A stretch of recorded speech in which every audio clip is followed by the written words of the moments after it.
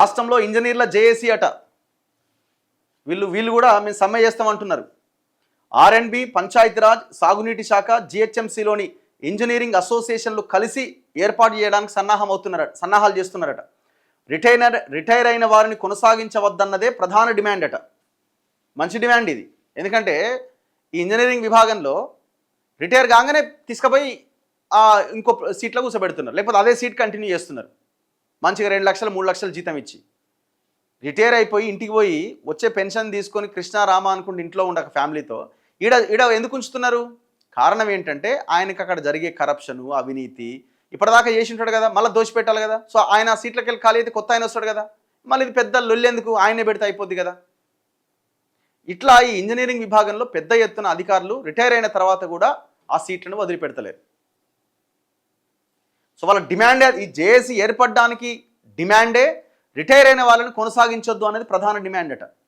అంటే ఎంత సఫర్ అయితే ఇట్లాంటి నిర్ణయంతో జేఏసీ పెడతారు. సో ఆర్ఎండ్బి, పంచాయతీరాజ్, సాగునీటి శాఖ, జిహెచ్ఎంసీలో ఉన్న ఇంజనీరింగ్ అసోసియేషన్ అన్నీ కలిసి జేఏసీ పెడుతున్నాయట. పెట్టురి, రోడ్డు మీదకి రారు, ఏం కాదు, సిగ్గు రావాలి కదా గవర్నమెంట్స్ కొంచెం అన్నా. రిటైర్ అయిన వాళ్ళు ఎంతమంది ఉన్నారు మీరు లెక్కలు తీయండి అని అప్పుడు శాంతికుమారి ప్రభుత్వ ప్రధాన కార్యదర్శి రేవంత్ రెడ్డి ఆర్డర్ ఇవ్వగానే ఆమె హెచ్ఓడీలందరికీ ఆర్డర్ ఇచ్చి మొత్తం రిపోర్ట్ అంతా టేబుల్ మీద తెచ్చింది కదా. 1100 మందికి పైన ఉన్నారని తేలింది కదా. మరి ఏమైంది, ఏ నిర్ణయం తీసుకున్నారు? స్టిల్ ఈనాటికి కూడా రిటైర్ అయిన తర్వాత మళ్ళీ పదవుల్లో కూర్చోబెడుతున్నారు. మొన్న శివధర్ రెడ్డి గారిని ప్రభుత్వ భద్రతా సలహాదారును పదవి ఇచ్చిరు ఆయనకి. ఇట్లా చాలా శాఖల్లో జరుగుతూనే ఉన్నది.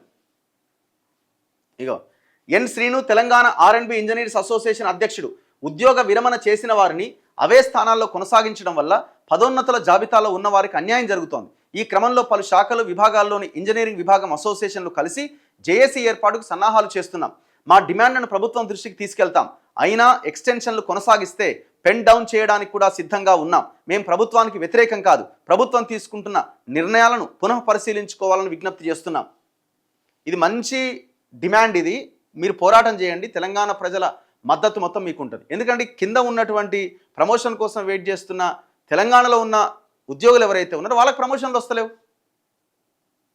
వాడు రిటైర్ అయితేనే ఆ ప్లేస్కి పోతా అని అనుకుంటుంటే పాపం రిటైర్ అయినా నాన్నే కూర్చోబెడుతున్నారు.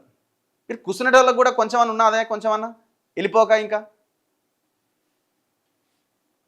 రాష్ట్ర ప్రభుత్వ ఇంజనీరింగ్ ఉద్యోగులతో మరో ఐక్య కార్యాచరణ సమితి ఏర్పాటు కాబోతున్నది. రిటైర్ అయిన వారిని కొనసాగించవద్దనే ప్రధాన డిమాండ్తో రోడ్లు, భవనాలు, పంచాయతీరాజ్, ఇరిగేషన్తో పాటు ఆర్డబ్ల్యూఎస్, జిహెచ్ఎంసీలోని ఇంజనీరింగ్ ఉద్యోగుల అసోసియేషన్లు కలిసి కొత్త జేఏసీ ఏర్పాటుకు సన్నాహాలు చేస్తున్నాయి. త్వరలోనే కీలక సమావేశం నిర్వహించి కార్యాచరణ ప్రకటించబోతున్నారు. ఇటీవల ఆర్ఎండ్బి, పంచాయతీరాజ్, సాగునీటి శాఖల్లో పలు క్యాడర్స్లో రిటైర్ అయిన ఇంజనీర్లను ప్రభుత్వం మళ్ళీ అదే పోస్టులో నియమించింది.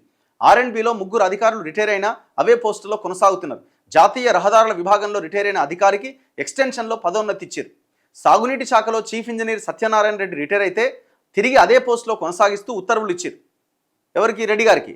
పంచాయతీరాజ్లోని పలు విభాగాల్లో కొందరు అధికారులు ఎక్స్టెన్షన్లో ఉన్నారని అసోసియేషన్ ప్రతినిధులు చెబుతున్నారు. ఆర్ఎండ్బిలో సంగారెడ్డి, ఖమ్మం జిల్లాలో తాజాగా ఉద్యోగ విరమణ చేసిన 2 ఎగ్జిక్యూటివ్ ఇంజనీర్లు ఎక్స్టెన్షన్ కోసం ప్రభుత్వానికి విజ్ఞప్తి చేశారు.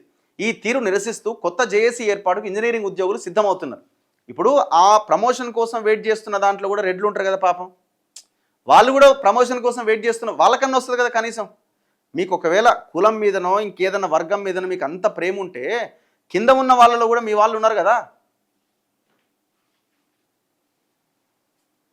కావాలంటే కన్సల్టెంట్గా నియమించుకోండి. శాఖలో సీనియర్ అధికారులు, ఉద్యోగులు ఉన్నా రిటైర్ అయిన వారిని కొనసాగిస్తూ ఉండడం సరికాదని ఇంజనీరింగ్ అసోసియేషన్లు పేర్కొంటున్నాయి. రిటైర్ అయిన వారిని కావాలనుకుంటే కన్సల్టెంట్గా నియమించుకోండి. అదే సమయంలో ఆయా శాఖల్లో ఖాళీగా ఉన్న పోస్టుల భర్తీపై ప్రభుత్వం దృష్టి సారించాలి. ఆర్ఎండ్బిలో అసిస్టెంట్ ఎగ్జిక్యూటివ్ ఇంజనీర్ పోస్టులు 250 వరకు, ఏఈ నుంచి డిఈ పదోన్నతులు 100 వరకు పెండింగ్ ఉన్నాయి. సాగునీటి శాఖలో ఏఈ పోస్టులు ఖాళీగా ఉన్నాయి, వాటిని వెంటనే భర్తీ చేయాలని విజ్ఞప్తి చేస్తున్నారట. ఏం ఘోరం ఇది! మీరు ధర్నాలు చేసేటప్పుడు, జేఏసీ ఏర్పాటు చేసేటప్పుడు ఎవరెవరైతే ఆ ఎక్స్టెన్షన్లో భాగంగా వచ్చిర్రో వాళ్ళందరి ఫోటోలు పెట్టండి. మీరు పబ్లిక్లో పెడితేనే అవుతుంది ఇది, లేకపోతే కాదు. దోచి పెడుతున్నారు సంపదని, ఇంకేం లేదు అక్కడ.